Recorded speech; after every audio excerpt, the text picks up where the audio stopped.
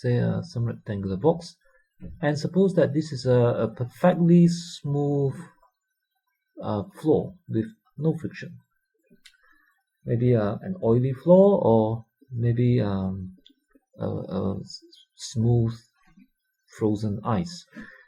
In any case, suppose that I push this with a certain force,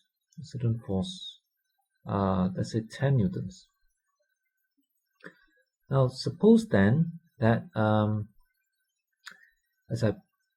that this box is at first it is at rest. Okay, so because of this force that I push it with, the ball accelerates and it goes faster and faster. And after moving a certain distance, let's say 2 meters, after moving 2 meters, the box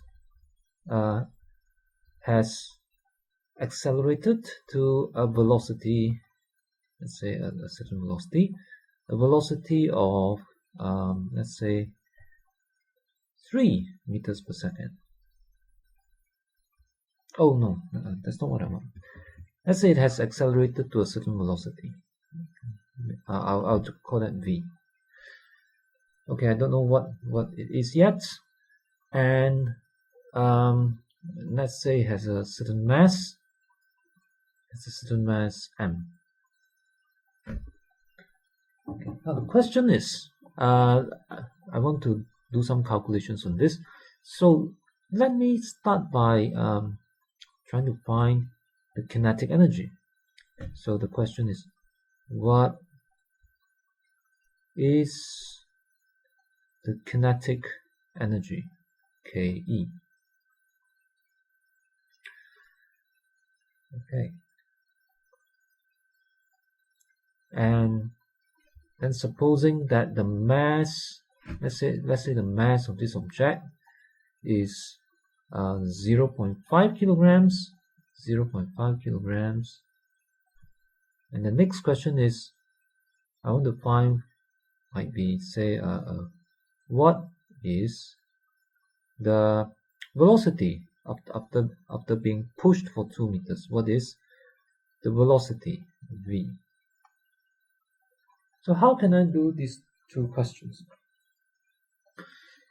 There are two ways we can do this. We can do this using the acceleration equations, in which we can start by finding the acceleration and then calculating the final velocity. Another way to do it is to use conservation of energy, and often it can be easier using energy depending on the problem. In this case, let's try using energy. So what we can do is to say that the kinetic energy comes from the work done. Okay. Let's start by trying to answer first question. Ke equals to the work done. And the work done is equal to force times distance. In this case, 10 newtons times the 2 meters. The 10 times 2 is 20, and the unit for energy is joules. So there, we have our first answer. What is kinetic energy? Answer is 20 joules. 20 joules. Next, we want to find what is the velocity. Now, in order to do this, we would use, say, we would need the formula that relates kinetic energy to velocity, and that would be, okay, I'll write it out here, that kinetic energy is equal to half mv squared. And now that we know the kinetic energy, which is here, so we know the kinetic energy, and we know the mass, which is given here. We can solve for v.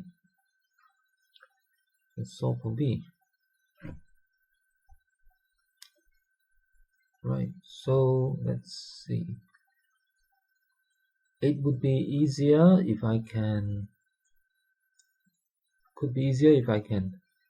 rearrange this using some algebra to make v the subject before I substitute values for the m and the kinetic energy to do the calculation.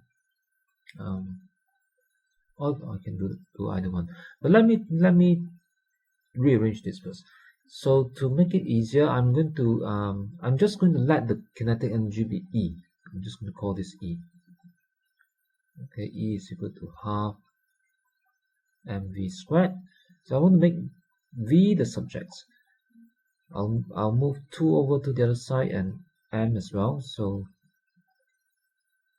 I get 2e over m is equal to v squared. And now if I take the square root, I have a formula. V is equal to square root of let's say 2e over m, and this is my formula. I can use this to calculate the answer. Right. So 2e, you already know, is 20 joules. So let's try that. So we have 2 times 20, 2 times 20 joules divided by m. M is 0.5. 0.5. And then we can calculate this with a calculator, or see what I can do by hand. So 0.5 times 2, so that's 80, square root of 80.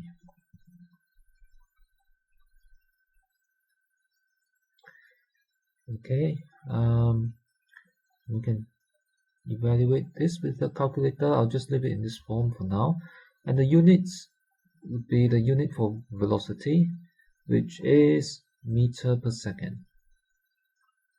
So that's our answer.